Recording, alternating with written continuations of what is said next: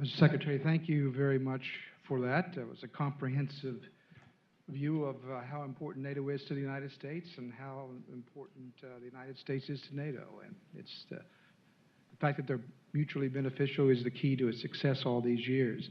We have spent decades here at the Heritage Foundation talking about the importance of European security in NATO, and we're just very privileged and very honored to have you here today to address all of this. We have a lot of people in the audience that are eager to ask you some questions, but I think I will take the privilege of being here with you to ask the first one. And that's to ask you about the Arctic. Russia is clearly remilitarizing the Arctic. They're building some new bases. Some old bases have been reopened. And yet there's not a lot of, at least official talk, I should say, in the concept of the strategic concept of NATO about the Arctic.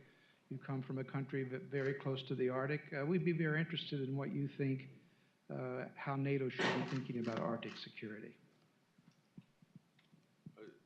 Use that one? You are sitting on it. Oh, there you are. Okay.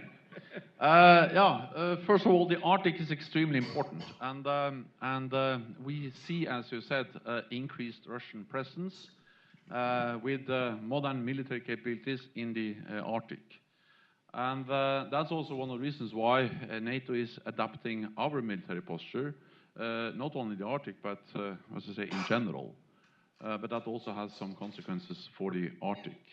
We are, for instance, strengthening our maritime posture, investing more in naval capabilities.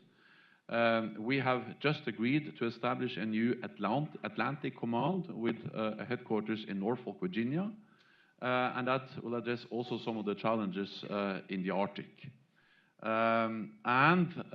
We are also doing more when it comes to improving surveillance, reconnaissance. I know that countries close to the Arctic, or at least close to the bordering the North Atlantic, like Norway, you mentioned, Denmark, UK, are investing in more modern capabilities which can address the challenges we also see in the high north.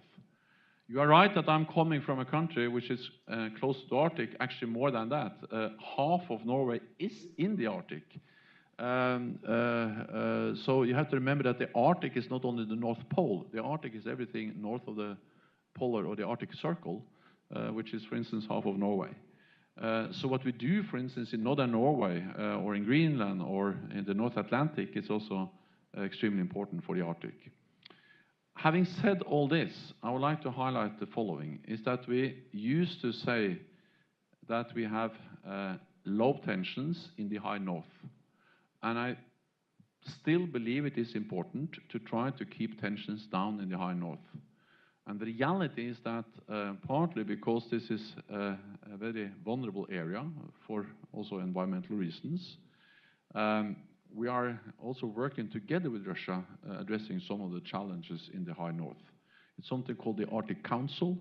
Several NATO allies are a member of the Arctic Council.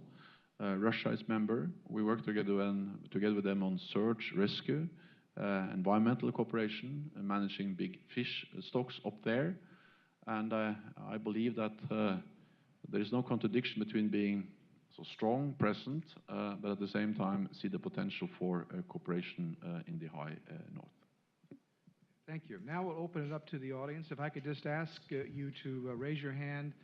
We have people with microphones. If you could just wait to get the microphone. Identify yourself very briefly, and if you could keep the questions brief, we really appreciate that because we only have so much time here. So let's get started. Luke, you want to get us started? My name's Luke Coffey. I'm the director of the Foreign Policy Center here at the Heritage Foundation. Thank you, Secretary General Stoltenberg, for your great defense of the importance of NATO to the U.S. and to the alliance as a whole in the 21st century. British parliamentarian and chairman of the House of Commons Foreign Affairs Committee, Tom Tugendhat, recently proposed this, what I think is a great idea, to name the new NATO headquarters after Senator John McCain. And I think that there would be bipartisan support on this side of the Atlantic, and there were some positive signals from the other side of the Atlantic on this idea. So I was wondering if you could tell us what you thought about this proposal personally, and if NATO as an alliance is actively considering this great idea. Thank you. NATO allies, and I personally very much respect late Senator John McCain for many reasons, but not least because of his very strong support and commitment to NATO, to the transatlantic bond. He traveled often to NATO allied countries in Europe. I met him many times in Brussels, in Munich, and elsewhere, and also, of course, in Washington. And he has a lifelong career in support of NATO and the values that NATO defends. I also had the honor of participating in the funeral of Senator McCain a couple of weeks ago here in Washington. And I know that all allies respect him very much and honor his memory. NATO doesn't have a tradition of naming buildings after politicians. You know, we are 29 allies with a lot of presidents, kings, heads of state and government, so we haven't introduced that tradition. So I'm certain that we will be able to honor John McCain, but not necessarily through naming a building. And actually, we honor John McCain every day through the fact that we stand together in NATO and deliver a strong transatlantic deterrence and defense.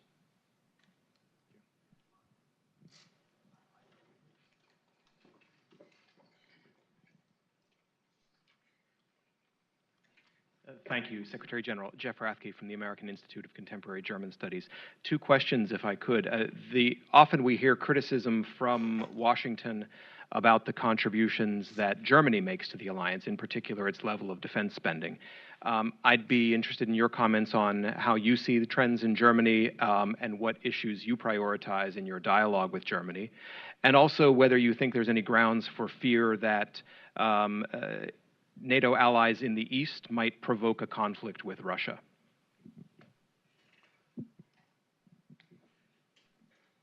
First, on whether NATO allies will provoke a conflict with Russia, we will not. NATO is a defensive alliance.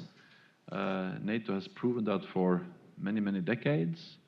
And the increased presence of NATO troops in the eastern part of the alliance is a defensive response, a proportionate response to what we have seen Russia being responsible for in Ukraine, Crimea, so illegally annexing Crimea, destabilizing eastern Ukraine, and therefore, NATO is and will remain a defensive alliance, and that's the case for all allies. When it comes to Germany, we all agree, also Germany, that Germany has to invest more in defense.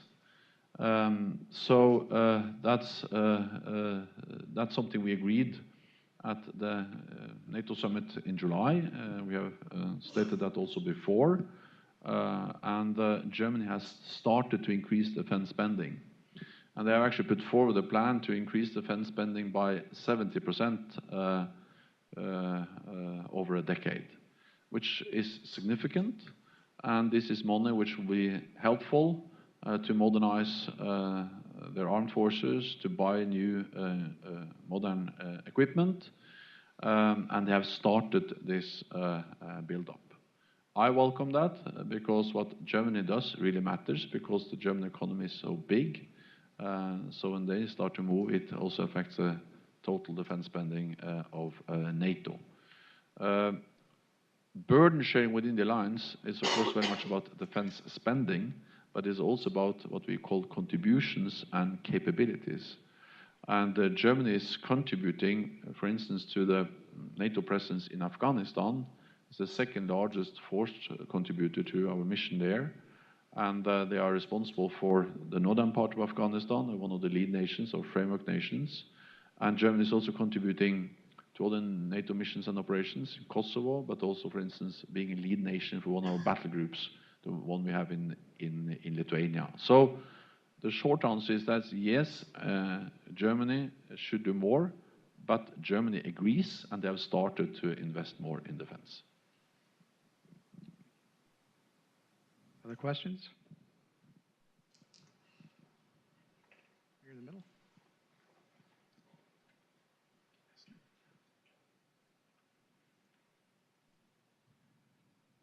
Thank you very much. My name is David Nikoradze. I represent Georgian television station Rusta between Washington, D.C.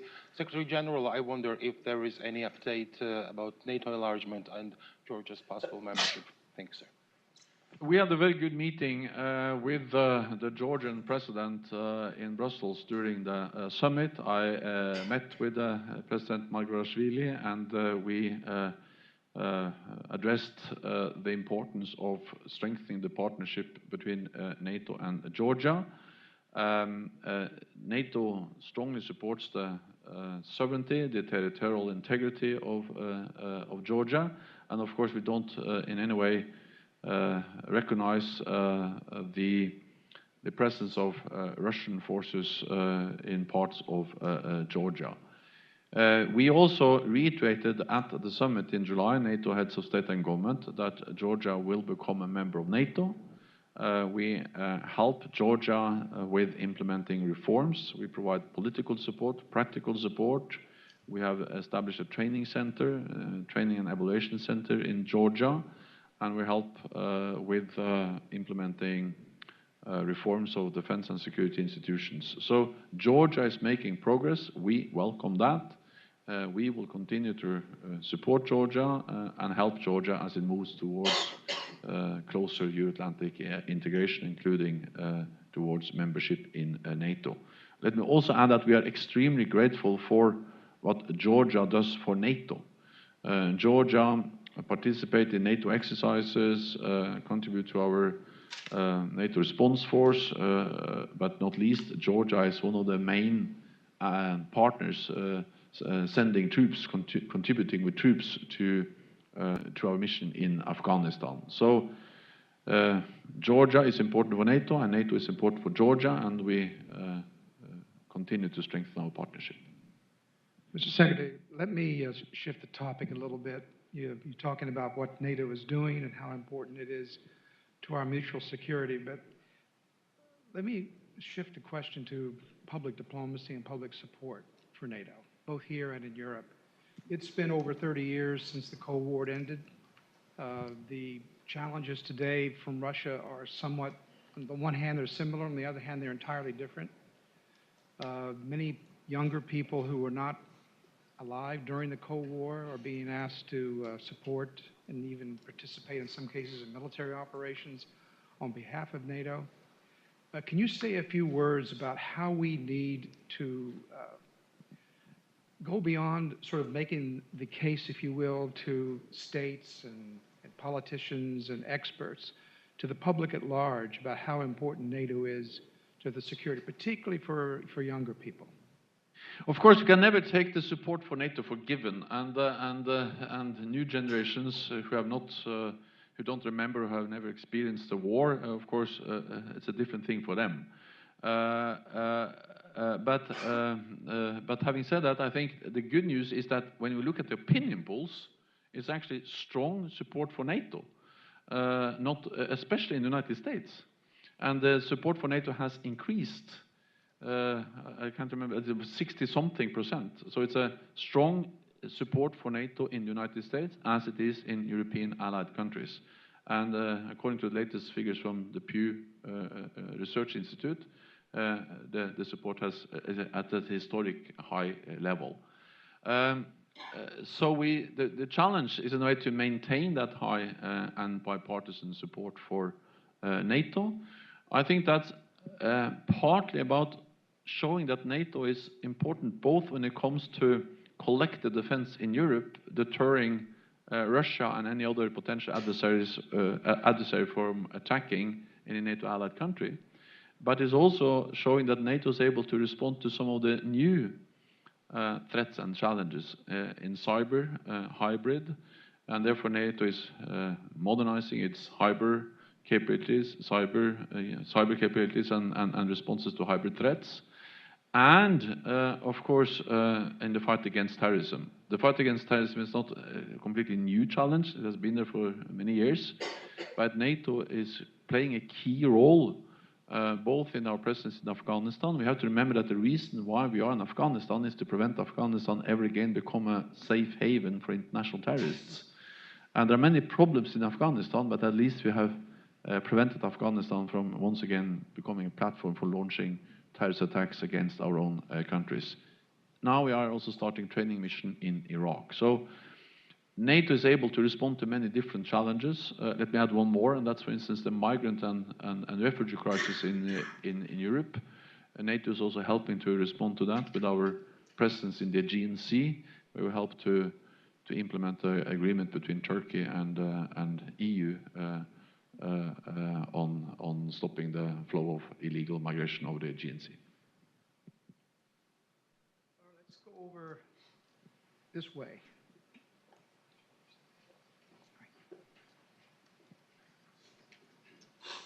Idris Ali, I cover the Pentagon for Reuters. The Russian disinformation sort of idea is nothing new, but it's gained attention after the 2016 elections here. Could you sort of talk about the Russia disinformation campaign and how that's developed over the past few years, and specifically how you see sort of Russia using disinformation in Macedonia ahead of their referendum later this month? As we have seen many examples, and we have seen many reports about how Russia tried to meddle in our democratic political processes in different NATO countries and in partner countries of NATO. Also through disinformation, using social media, and so on. And we've also seen that in the former Yugoslav Republic of Macedonia, which is now close to, which will have a referendum the 30th of September on a name deal, and if they agree to that deal, they can become a member of NATO. We've also seen Russia, for instance, trying to not only prevent the former Yugoslav Republic of Macedonia to become a member of NATO, but they also try to prevent Montenegro from becoming a member. We have seen a failed coup attempt there. And we have seen they're using media and social media, disinformation, to try to influence political processes in different European and NATO allied countries. NATO is responding to this in many different ways. This is partly about cyber defense. It's partly about responding to disinformation and propaganda. And I think that the best way to respond to propaganda is not with propaganda, but the best way to respond to disinformation and propaganda is to provide the facts, the truth. The truth will prevail. And therefore what we try to do is provide the facts. NATO as an alliance can do so. The headquarters, we have some center of excellence on these issues. But of course also the different member states have a particular responsibility to respond, to be aware, and to see the dangers of Russia trying to meddle in domestic political processes. I also strongly believe that a free and independent media is extremely important in responding to any attempt to spread disinformation and propaganda. So free, independent media that is able to ask the difficult question, to be critical, to check their sources, is also extremely important to establish resilience against any outside attempt to meddle in our political processes.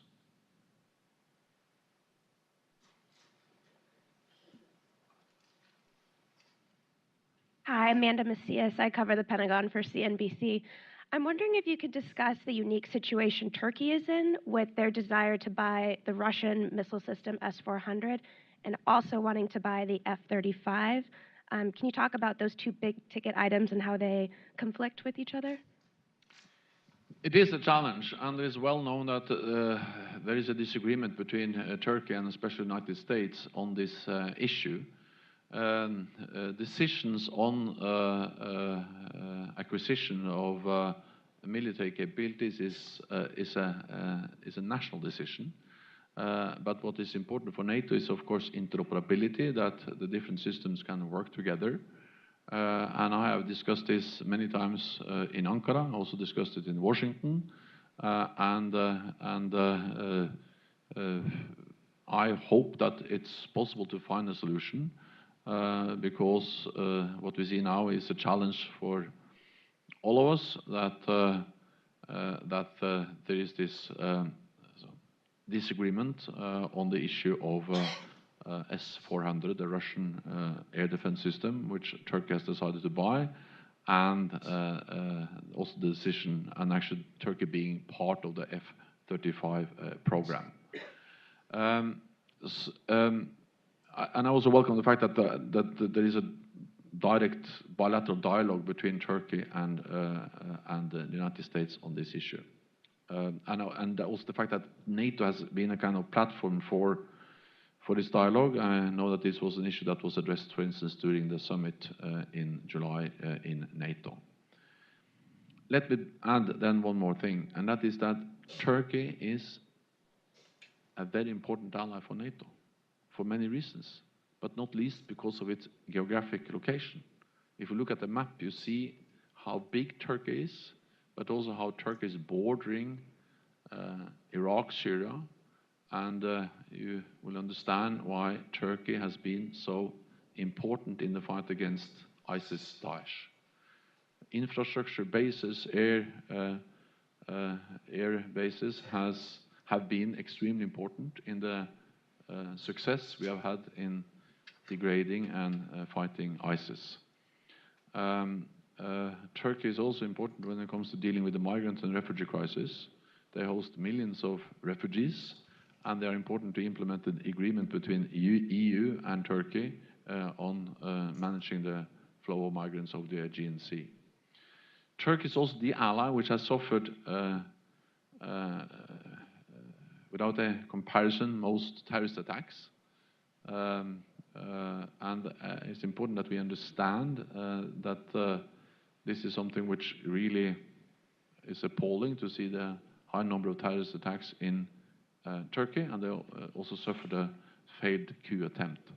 So yes, there is a problem, there is a challenge with the decision to buy S400 combined with the F35. I welcome the dialogue this is addressed, but at the same time it is important to recognize the importance that Turkey is playing to the whole alliance.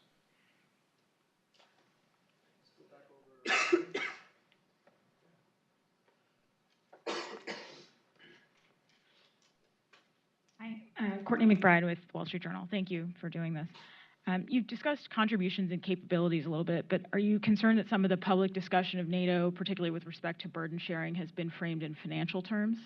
And sort of how do you counter that narrative? And then separately, if you could give us your thoughts on PESCO and just how that relates to NATO, whether that is potentially a risk that member states may reorganize their priorities and perhaps to the detriment of NATO. Burden sharing within NATO is not only about spending, it is also about, as I said, contributions, also European allies sending troops to Afghanistan, European allies being responsible for some of our battle groups in the eastern part of the alliance, and capabilities, also different weapon systems and so on. But burden sharing is also about money. It's also about spending. So if you, by financial terms, mean spending, I am not concerned about the fact that we are also discussing spending in NATO. Actually, I am raising that issue in all my meetings, because NATO allies have to invest more in defense. All NATO allies reduced defense spending after the end of the Cold War, because then tensions went down. I have told many audiences like this before that in the 1990s I was Minister of Finance in Norway, and then I was responsible for cutting defense spending in Norway, so I don't know exactly how to do that. And that was, in a way, the natural thing to do, because when tensions went down, then it's right to reduce spending, as long as we are able to increase defense spending when tensions are going up. And therefore, later on, as Prime Minister of Norway, I was also responsible for starting to increase defense spending. And therefore, I also call on all allies to invest more. You know, during the Cold War, most allies spent 3% of GDP on defense. Now we call on them to spend 2%. The good news is that they have really started to move. When we made the decision back in 2014, it was only 3 allies that spent 2% of GDP on defense. This year, we expect 8 allies to spend 2% of GDP on defense. And also those who spend less have really started to increase. And as I said, last year we had 5.2% real increase in defense spending across Europe and Canada, the biggest increase since the end of the Cold War.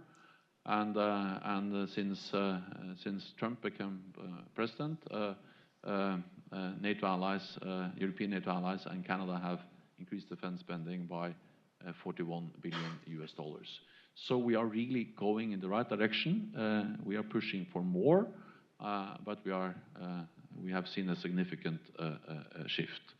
I don't know whether I answered the questions, but I at least addressed the issue of spending. PESCO, which is this structured cooperation within the European Union on defense. I welcome stronger EU efforts on defense, because I believe that that can contribute to fair burden sharing. It can develop military capabilities in Europe, and it can also address the fragmentation of the European defense industry, which actually adds to the cost of developing new capabilities in Europe. I support this as long as this is not developed into an alternative to NATO. As long as this is complementary to NATO, we should welcome EU efforts on defense.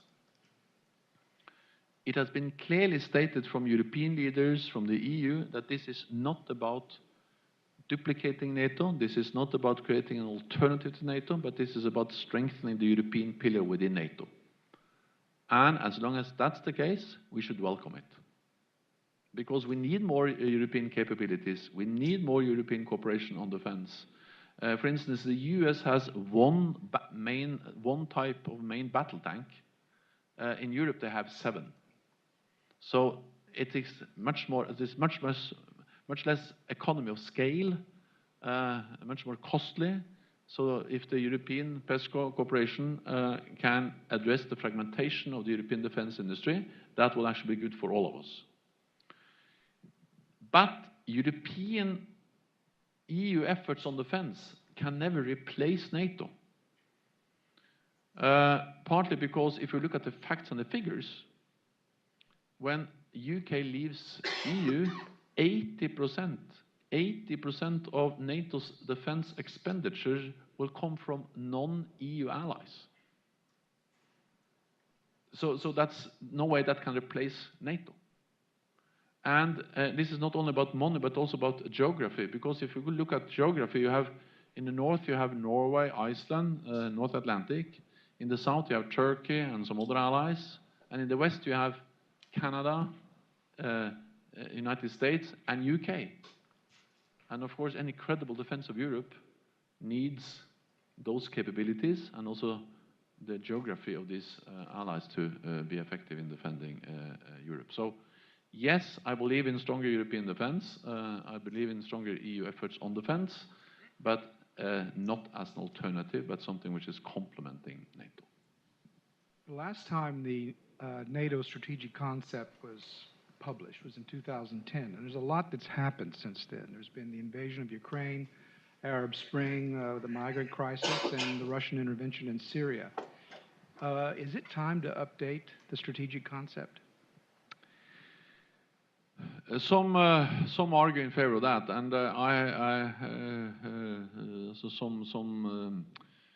some people like to do that. I think that it's not a must to do so, as long as we are able to adapt our strategy and adapt NATO to a changing world. And that's exactly what we have done. So yes, we have not a new strategic concept, but we have a new strategy, meaning that we have actually proven that we have changed NATO fundamentally, because we have implemented the biggest adaptation of NATO since the end of the Cold War. For the first time in NATO's history, we have battle groups, combat-ready troops in the eastern part of the lines. 4 battle groups in the 3 Baltic countries and Poland. We have tripled the size of the NATO response force, the high readiness force we have. We have just agreed to a new readiness initiative with 30 battalions, 30 battleships, 30 air squadrons ready to move within 30 days or less. We have stepped up our fight against terrorism, and we are doing much more when it comes to cyber and hybrid and so on. So as long as NATO is able to change through what we do on actions on the ground, I'm not saying that the strategic concept is not important, but I'm saying that actions are actually the most important thing, and we have been able to adapt to NATO. We have time for one more question. Let's see if I can go over here. Well, there's some hands in the corner back there.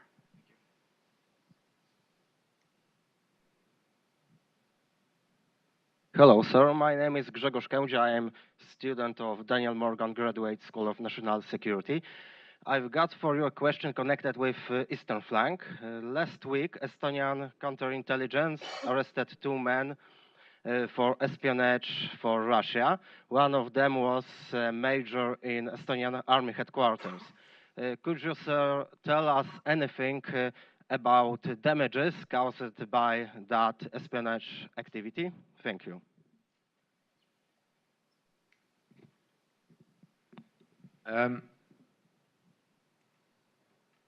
What we have seen is a more assertive Russia, a Russia which has invested in many different types of capabilities, also in intelligence.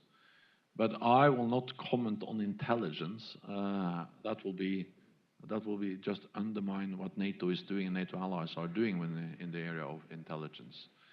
But what I can say is that because we see a more assertive Russia, investing in modern capabilities, modernizing the armed forces, exercising like in much bigger formations, as we, for instance, now see in the ongoing Russian exercise in the Far East, and not least because Russia has been willing to use military force against neighbors in Georgia and Ukraine. That's the reason why NATO has implemented the biggest reinforcement to our collective defense. And that's the reason why NATO allies have started to invest more for the first time since the end of the Cold War. NATO is not mirroring tank by tank or plane by plane what Russia is doing, but we are responding when we see that the security challenges are changing with a more assertive Russia. Then I would like to underline that Russia is there to stay. Russia's our neighbor, and NATO is not seeking confrontation with Russia. But for us, there is no contradiction between being firm, strong in our approach to Russia, as we are, but at the same time seeking dialogue and try to reduce tensions with Russia. Because Russia will not go away. Russia will remain our biggest neighbor. And I know very well as a Norwegian politician, coming from Norway, a small country bordering Russia, that it is possible to have a firm, predictable approach to Russia, but at the same time work for dialogue with Russia. Even during the coldest period of the Cold War, small Norway was able to have a working relationship with Russia on defense and security issues. Our military speak regularly with the Russian military up in the north.